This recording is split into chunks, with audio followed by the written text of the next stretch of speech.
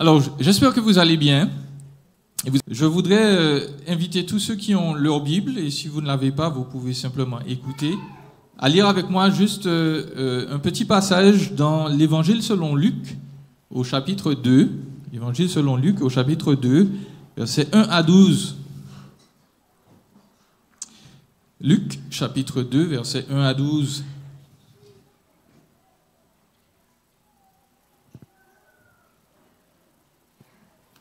Luc, chapitre 2, versets 1 à 12. La parole de Dieu nous dit la chose suivante. En ces jours-là, parut un décret de César Auguste en vue du recensement de toute la terre. Et par là, il faut comprendre tout l'Empire romain. Ce premier recensement eut lieu pendant que Quirinius était gouverneur de Syrie. Ça, c'est une indication pour vous dire que ce que nous lisons, ce n'est pas « il était une fois » dans un royaume imaginaire, dans une galaxie très lointaine. Là, on est ancré dans l'histoire. Ce que nous allons lire, c'est vraiment produit. Ce n'est pas une invention de l'Église, c'est l'histoire. Tous allaient se faire recenser, chacun dans sa propre ville. Joseph aussi monta de la Galilée, de la ville de Nazareth, pour se rendre en Judée, dans la ville de David, appelée Bethléem,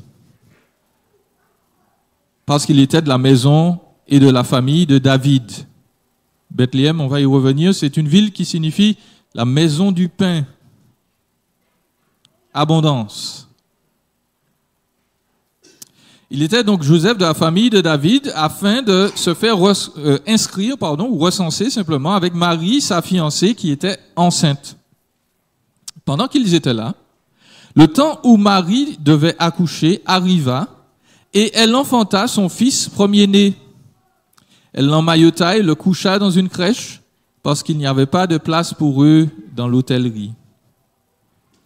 Il y avait dans cette même contrée des bergers qui passaient dans les champs les veilles de la nuit pour garder leurs troupeaux. Un ange du Seigneur leur apparut et la gloire du Seigneur resplendit autour d'eux. Ils furent saisis d'une grande crainte. Mais l'ange leur dit, « Soyez sans crainte, car je vous annonce la bonne nouvelle d'une grande joie qui sera pour tout le peuple. Aujourd'hui, dans la ville de David, il vous est né un sauveur qui est le Christ, le Seigneur. Et ceci sera pour vous un signe, vous trouverez un nouveau-né emmailloté et couché dans une crèche. » C'est la parole du Seigneur. Nous sommes rassemblés en tant que chrétiens pour célébrer la venue de celui qui a changé notre vie, de celui qui a changé l'histoire et de celui qui revient bientôt. On va le voir tout de suite. Nous sommes rassemblés pour parler de Jésus. Et comme vous l'avez vu dans notre présentation de ce matin, dans la venue de Jésus, il y a des éléments absolument extraordinaires et puis il y a des éléments extrêmement ordinaires et tellement ordinaires en fait qu'ils sont passés inaperçus. Donc on va parler aujourd'hui de Jésus l'ordinaire et Jésus l'extraordinaire, ou l'extraordinaire dans la vie de Jésus, l'ordinaire dans la vie de Jésus. Deux choses simplement que nous allons voir. Nous allons voir l'ordinaire et l'extraordinaire de sa naissance, et puis on va voir l'ordinaire et l'extraordinaire à travers ceux qui l'adorent, à travers ses adorateurs. Alors, je voudrais commencer par l'ordinaire et l'extraordinaire de sa naissance. Premièrement, l'ordinaire de Jésus. Jésus, dans un sens, était quelqu'un de très ordinaire. Dans un sens. Jésus avait une famille. Jésus avait des parents. Il y avait Joseph et il y avait Marie. Alors, si vous vous rappelez bien, Joseph faisait quel métier? Charpentier, vous êtes sûr? Ouais, bon, c'était pas exactement ça. Joseph était charpentier maçon. Il s'occupait de tout ce qui était là dans la construction. Il faisait pas que du bois. Le mot charpentier, là, qu'on traduit souvent charpentier, c'est le mot pour maçon. Il construisait des maisons, il pouvait réparer des tables, il faisait toutes sortes de choses qui étaient liées au métier manuel. Donc c'était Joseph, sans doute un homme très fort, très courageux aussi, mais hélas, à cette époque, comme à la nôtre, est-ce que vous pouvez me citer un célèbre charpentier et ouvrier maçon, excepté M. Jean Ferme? Vous connaissez un très grand charpentier, un très grand maçon, un très grand ouvrier de chantier? Non. On ne les connaît pas parce qu'en général, on ne s'intéresse pas beaucoup à eux. On est juste content que la maison soit finie. Et puis, parfois, on retient le nom de l'architecte, mais pas le nom de celui qui a vraiment bâti la maison, ou de ceux qui ont vraiment bâti la maison. Donc, Joseph, c'était un métier important, mais c'était un métier totalement ordinaire. Ce qu'il faisait, eh ben, les gens, ils s'en moquaient un peu. C'était pas très important, son métier. Joseph était quelqu'un de tout à fait ordinaire. Et puis, il nous faut parler de la mère de Jésus, Marie. Marie aussi, c'était une jeune fille tout à fait ordinaire.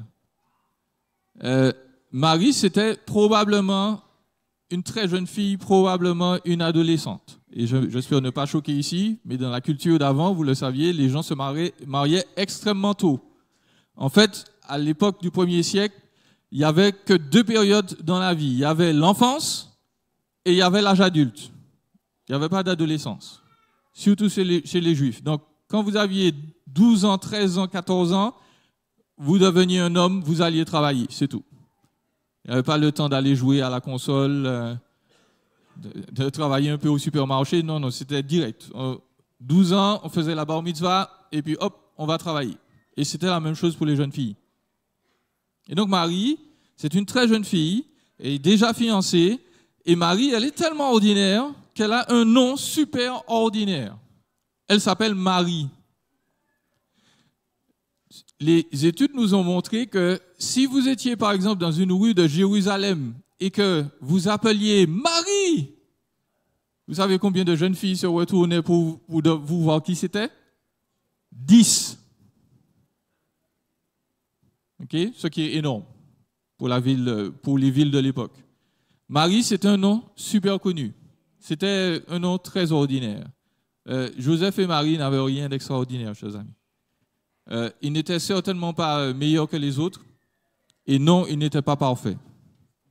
Certainement pas. Ni Joseph, ni Marie. Donc ça, c'est l'ordinaire dans la famille de Jésus. Et puis, il nous faut tout de même parler de l'extraordinaire de la famille de Jésus, en particulier de sa naissance. Parce que j'ai bien dit que Jésus avait des parents, mais les parents de Jésus, ou en tout cas Joseph, lui, il était totalement le père adoptif de Jésus. Joseph, ce n'était pas son vrai père ou son père biologique. Parce que le texte nous a informé, dans Luc 1, qu'on n'a pas lu, que Dieu a décidé de venir parler aux êtres humains. Et pour leur parler, il a décidé de se mettre à leur niveau, de parler leur langage, de leur dire qu'il les aimait et qu'il les voulait près de lui avec des mots d'humain. Et donc, Jésus est venu, et Jésus, il est un homme très ordinaire, mais en même temps, il est un homme extraordinaire, parce qu'il n'a pas été fait comme les autres. La parole de Dieu nous dit que Dieu a fait un miracle, et Marie est devenue enceinte comme cela, sans avoir de rapport. Et donc, Joseph, c'est le père adoptif de Jésus et non le père biologique de Jésus. Jésus a été conçu par le Saint-Esprit. Pourquoi? Parce que Dieu voulait que son fils soit un homme, mais il voulait que son fils porte les traces de la divinité. Je ne devrais même pas dire les traces, que son fils soit parfaitement divin. Et Jésus, donc, il est un homme comme nous, mais il n'est pas exactement comme nous, parce qu'il y a une grande différence entre lui et nous tous, c'est que Jésus, lui, il n'a jamais péché. Il n'a jamais fait le mal.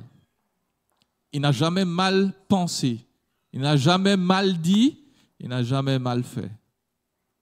Et c'est pour ça que sa naissance est particulière. On ne l'a jamais pris en faute. Jésus n'a jamais désobéi aux lois divines. Pendant toute sa vie, il a été absolument parfait. Et ça, c'est nécessaire. Pourquoi? Parce que Dieu est aussi parfait et Dieu veut la perfection chez nous. Or, aucun d'entre nous n'est parfait. C'est pour ça que Jésus est un homme, mais il est un homme extraordinaire. Deuxième chose que nous devons voir ce matin, Jésus est ordinaire et extraordinaire aussi à cause de son lieu de naissance. Jésus, il est né où? Il est né où? Oui, à Bethléem. Il n'est pas né exactement dans l'étable, mais bon, on va en parler tout de suite. Jésus est né à Bethléem.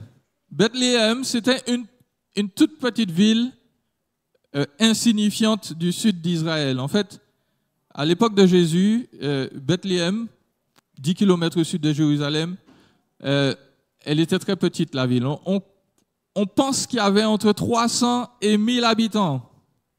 Et quand il y a 300 et 1000 habitants, en fait, il n'y a pas de Bethléem Inn. Il n'y a pas d'hôtel à cette époque, dans une bourgade aussi petite. En fait, je voudrais vous faire considérer que Joseph et Marie, ils étaient de descendance davidique. Ils venaient de la lignée de David, et donc la lignée de David se retrouvait aussi à Bethléem. Et donc, quand Joseph et Marie ont dû retourner à Bethléem pour le recensement, nous supposons qu'ils avaient de la famille là-bas. En fait, on en est presque sûr parce qu'on les retrouve presque 2 ans après, on va le voir, toujours à Bethléem. Si vous vous rappelez bien, si vous connaissez bien l'histoire de Jésus, après que les rois mages soient arrivés, Hérode était très fâché, il voulait tuer Jésus.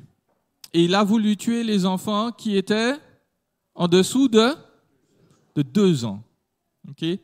Donc, je sais qu'on le représente souvent arrivant en même temps que les bergers, mais les rois mages, ils n'étaient probablement pas là en même temps que les bergers, ils sont sans doute arrivés après. Alors, pourquoi je vous parle de ça? Parce que Jésus, là aussi, dans son lieu de naissance, il était tout à fait ordinaire. Bethléem, c'était une toute petite ville perdue de l'Empire romain, même petite parmi les villes d'Israël. Ensuite, Jésus, lui, il n'a pas été placé donc dans un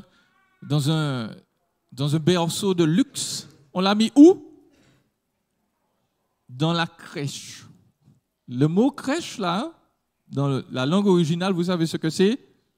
Dans la mangeoire. Qui dit mangeoire? Ben, dit animaux. Alors, on va regarder ça un tout petit peu. Alors, notre superbe crèche nous empêche de voir bien, mais vous pouvez noter. Ça, c'est une reproduction de maisons de l'époque. C'est comme ça que les maisons étaient. Avant, les gens dormaient en haut. Okay, on pouvait même monter sur le toit. Donc, il y avait 3 étages. Les gens dormaient en haut. Les gens faisaient la cuisine en bas. Et puis, sur votre droite, là, je ne sais pas si on le voit bien. Qu'est-ce que vous voyez tout au bout à droite, là? Vous le voyez pas? C'est un petit mouton. Ça c'est le chauffage central de la maison. Alors, je vous montre une autre image, comme ça, ce sera légèrement mieux. Donc ça, c'est une maison plus grande. Et voici ce que les gens faisaient. Ils allaient dormir en haut, surtout la nuit. Ils faisaient rentrer leurs bêtes, les animaux. Et comme tout le monde était enfermé là, dans la même maison, eh bien, vous savez que l'air chaud, il monte. Il ne descend pas. Donc, ils se mettaient en général au-dessus des animaux, et puis l'air chaud des animaux montait et les réchauffait pendant la nuit. Donc ça, c'est le chauffage central, et c'est pour ça qu'on vous dit que Jésus a été placé dans une mangeoire d'animaux. Il n'était pas dans un hôtel, il était sans doute dans une maison, dans une grande maison, et pour le réchauffer pendant la nuit, eh bien, Joseph et Marie l'ont mis à côté du chauffage central. Ils l'ont mis dans la mangeoire, sous les animaux, pour qu'ils restent au chaud pendant toute la nuit. Chère mère, j'imagine que ça, c'est le rêve pour votre enfant, n'est-ce pas? Il va être réchauffé toute la nuit sous le souffle des bœufs et des ânes et autres moutons. Ça devait sentir tellement bon. Bon, ben Jésus, c'était ça, sa vie dès sa naissance. Et il était super ordinaire. Parce que ça, c'était la vie de tous les gens qui n'avaient pas beaucoup de moyens. S'ils avaient des animaux, d'ailleurs, ils étaient presque riches. Jésus est ordinaire, très ordinaire par sa naissance. Mais nous voulons souligner aussi que Jésus est extraordinaire à cause de son lieu de naissance. Vous connaissez ce passage, on va essayer de le lire ensemble, si vous pouvez. Et toi, Bethléem, Ephrata, petite, parmi les milliers de Juda, de toi sortira pour moi celui qui dominera sur Israël et dont l'origine remonte au lointain passé, au jour d'éternité. Ok? Donc, ce passage nous dit qu'il y a quelqu'un qui va naître à Bethléem. Ephrata, ça veut dire fertile. Une petite ville parmi les petites villes de Juda. Et ce quelqu'un, ce sera quoi sa fonction? Qu'est-ce qu'il va faire? Il va dominer. Les gens qui dominaient en général, c'était les rois. Donc il y a quelqu'un qui va naître à Bethléem, qui sera un roi. Mais vous notez, quelle est l'origine de ce roi-là?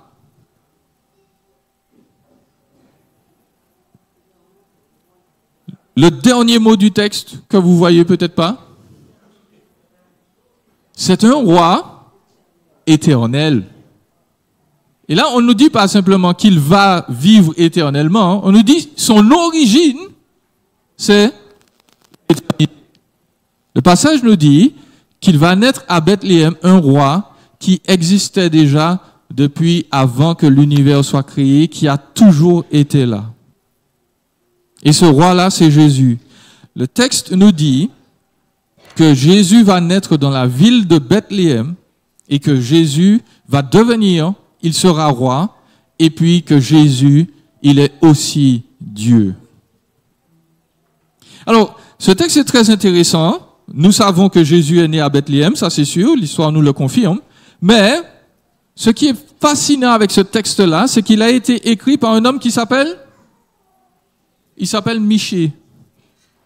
Michée, c'est un prophète, c'est quelqu'un à qui Dieu a donné de voir l'avenir.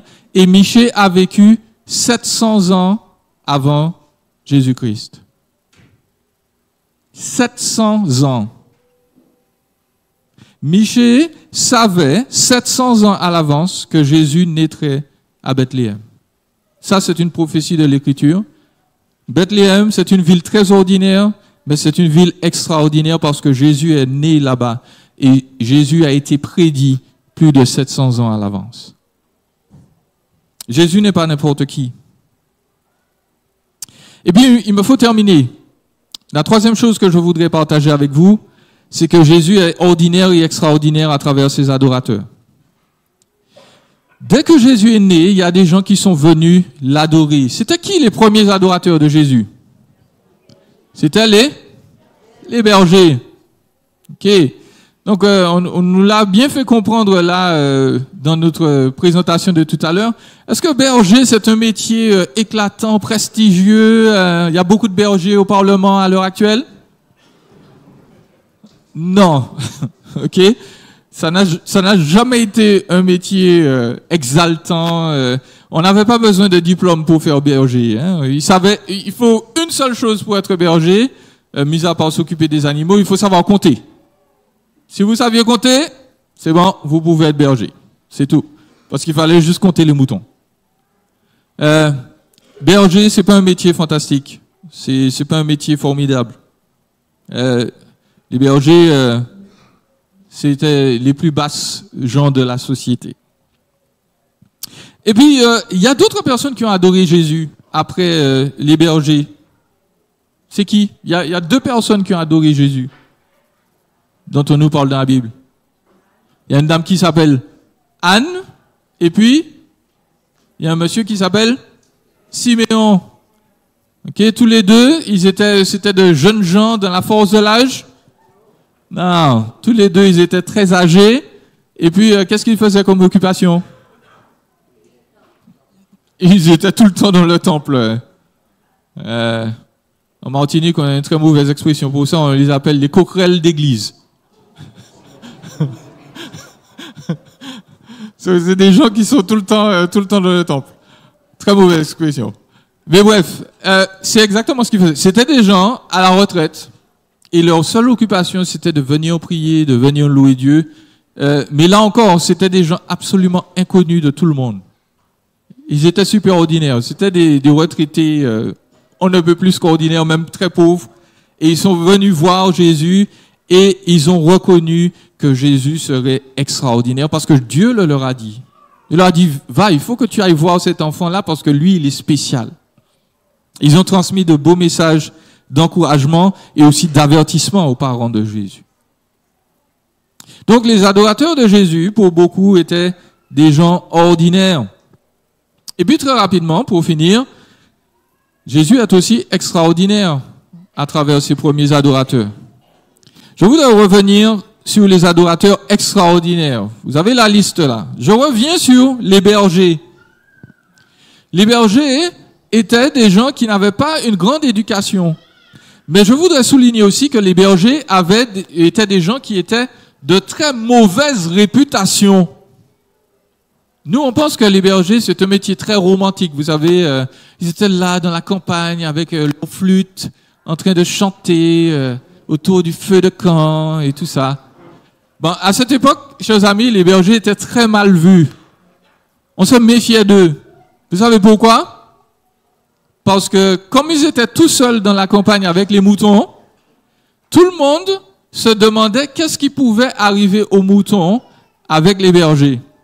Et vous savez que souvent, quand les bergers partaient, ils partaient loin pour chercher de l'herbe, ils revenaient. Et puis, des fois, les bergers disaient, ah bon, ben, on a perdu 1 ou 2 moutons. Et ils disaient, ah, le loup les a mangés. Mais les gens se disaient, ah, je suis sûr que tu as pris l'un des moutons et tu as fait un petit barbecue avec tes copains pendant que personne ne regardait. Tout le monde suspectait les bergers d'être des gens qui étaient voleurs et qui n'étaient pas de bonne réputation. Donc quand on nous dit que les bergers sont venus voir Jésus, c'est beau, c'est humble, et en même temps, Jésus, dès le départ, il était entouré de gens plus que louches, des gens bizarres, des gens qu'on n'appréciait pas. Et pourtant, les bergers étaient contents de venir voir Jésus.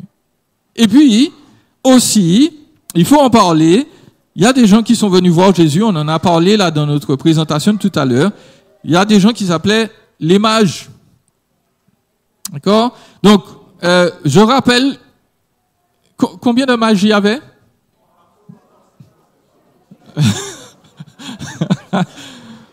Alors, j'ai laissé l'image parce que ça vous ferait penser à ça, mais la Bible ne nous a jamais dit qu'ils étaient 3. Ils ont offert 3 cadeaux. Mais on ne savait pas s'ils étaient 3. Donc non, et ils ne s'appelaient pas Balthazar, Melchior et l'autre. Non, 0. On ne sait pas combien ils étaient. La Bible nous dit toujours les mages. Donc ils étaient au minimum 2 et au maximum 3 millions. Je ne sais pas. Mais les mages donc sont venus. Les mages, est-ce que vous vous rappelez ce que les mages faisaient? Alors, ils faisaient 2 choses, les mages. Ils faisaient de l'astronomie, parce qu'ils regardaient les astres, ils regardaient les constellations, ils comptaient les étoiles avant l'heure, donc c'était des gens qui observaient les étoiles de loin et qui notaient scientifiquement certaines choses sur les étoiles, leur déplacement, les constellations et tout. Ça, c'était bien. Mais les mages faisaient aussi de l'astrologie. Et ça, c'est moins bon. Parce qu'ils se disaient, oh, telle constellation a bougé et quand elle est dans cette partie du ciel, eh bien, les récoltes seront abondantes ou bien tu auras de la chance dans ta vie. Et donc, les mages, c'est eux qui faisaient les horoscopes. C'est eux qui disaient aux gens, ben voilà, tu es né en telle période, donc ta vie sera remplie de souffrances, mais ne t'en fais pas, tu vas t'en sortir, parce que forcément, les horoscopes sont toujours positifs. Et donc, il y a ce fait troublant là avec les mages, c'est que ce sont des personnes qui normalement ne croient pas en Dieu du tout. Les mages, ce sont des astrologues. Ils essayent de trouver un sens dans la nature et de s'appliquer ce sens-là dans leur vie. Or, nous sommes supposés nous appuyer sur Dieu pour avoir vraiment une vie qui est belle et agréable, et non pas sur les astres. Et donc, on peut se dire, il y a quand même un problème avec ces mages-là. Qu'est-ce que Jésus fait avec eux? Et puis, deuxièmement, il faut noter, pire encore, les mages, non seulement ce sont des astrologues, mais en plus, est-ce que ce sont des juifs? Ben non. Les mages, on nous précise qu'ils viennent d'Orient. Ils viennent d'une autre partie du pays. Ce ne sont pas des juifs. Ce ne sont pas des gens, normalement, entre guillemets, pensaient les juifs, qui étaient approuvés par Dieu. Donc, non seulement ce sont des astrologues, mais en plus ce sont des non-juifs. Et normalement, ils ne devaient pas être auprès du roi des rois. Ils ne devaient pas être auprès de Jésus. Sauf que Dieu leur a parlé. Dieu leur a dit, il faut que tu changes de conduite. Et je vais envoyer une étoile pour te guider vers mon fils.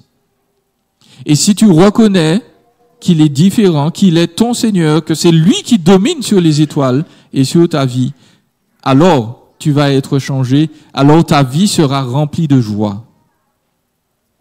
Et c'est ce qui est arrivé aux mages.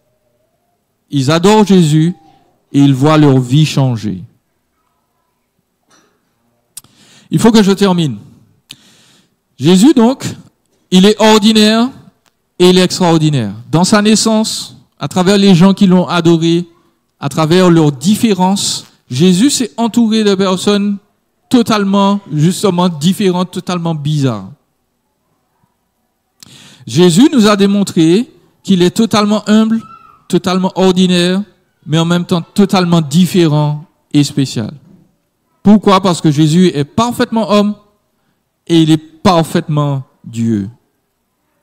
Pourquoi j'insiste là-dessus? Parce que la Bible nous explique que Dieu donc est venu nous parler, il est venu nous parler d'amour, il est venu nous parler des problèmes qu'il y a dans nos vies et il est venu nous parler de la solution pour les régler. Parce que j'ai dit tout à l'heure que Jésus est absolument parfait et Dieu nous a averti que pour entrer au ciel, entrer dans sa présence, il faut être absolument parfait. Or, si vous êtes honnête avec moi, et je vais être très honnête avec vous, vous pouvez demander à ma femme, je ne suis pas parfait. En fait, je suis presque sûr qu'aucun d'entre nous ne l'est. Et c'est pour ça que Jésus vient. Parce que Jésus vient nous donner sa perfection. Il vient naître sur terre en tant qu'être parfait pour vivre une vie parfaite à notre place et nous dire, écoute, moi je t'offre ma vie parfaite. Je t'offre de dire à Dieu, écoute, la vie que j'aurais dû vivre, eh bien, Jésus l'a vécue à ma place. Et Jésus, lui, il est venu pour quoi? Nous donner sa perfection. Il est venu pour prendre sur lui tout ce que nous avons fait de mal. Jésus est venu payer. Il est venu vivre. Et il est venu vivre pour mourir. Il est venu pour mourir pour nous. Et tous ceux qui croient en lui, tous ceux qui font confiance dans ce fait historique-là, parce que nous savons que Jésus est vraiment mort sur la croix, qu'il a vraiment été enterré, et nous savons aussi qu'il est vraiment sorti du tombeau après 3 jours. Tous ceux qui mettent leur confiance dans ce fait historique-là, tous ceux qui placent leur confiance dans la vie parfaite de Jésus, sa mort et sa résurrection pour nous, eh bien, ils vivent éternellement. Ils vivent éternellement. Leur vie est transformée. Leurs péchés, leur rébellion, leurs mauvaises pensées, Dieu les a tout oubliés. Et leur vie commence à changer. Ils vivent comme Jésus. Ils commencent à ressembler à Jésus dans leurs attitudes, dans leurs paroles et dans leurs pensées. Donc, Jésus, il est le Dieu incarné qui est venu nous sauver. Il est venu proclamer le salut à ceux qui croient en lui. À ceux qui ont beaucoup de moyens, et puis beaucoup à ceux qui n'ont pas de moyens. Il est venu pour ceux qui sont bien vus dans la société, et puis il est venu aussi surtout pour ceux qui ne sont pas bien vus dans la société, pour les gens qui sont rejetés et qu'on n'aime pas. Ce qui compte vraiment, c'est de placer notre confiance dans la vie parfaite de Jésus, dans sa mort et dans sa résurrection pour nous. C'est ça le message de Noël. Le message de Noël, ce n'est pas les cadeaux, ce n'est pas les C'est pas l'esprit de Noël. Le message de Noël, c'est Jésus. En fait, Noël veut dire naissance. La naissance de Jésus. Et si vous faites confiance à Jésus pour vos fautes passées, présentes et futures, eh bien, il vous donne la vie éternelle. Ça, c'est sa promesse. Je termine là en vous demandant simplement, est-ce que vous croyez en Jésus? Parce que c'est ce qu'il attend de vous. Jésus n'attend pas de grandes œuvres, de belles paroles. Il attend simplement qu'on place sa confiance en lui. Nous espérons que cette période de Noël sera la période où vous allez faire confiance à Jésus.